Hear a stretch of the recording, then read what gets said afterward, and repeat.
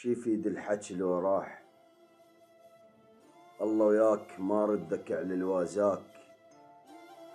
القاع الزينة تعرف قيمة الفلاح. الما مرتاح من يحكي الحكي مسموع أكثر من حكي المرتاح. وما دام انكسار وبين الخذلان للقفل من ينكسر شي يسوي بالمفتاح. وفلسفة البعد ما بيها راح الروح، شوية شوية راح يبين الذباح. وشفت ننزف وما رديت، مو شرط اللي كتلك كون بيده سلاح. بس الليل من قد ما سهر وياي يعرفن بلايا صياح.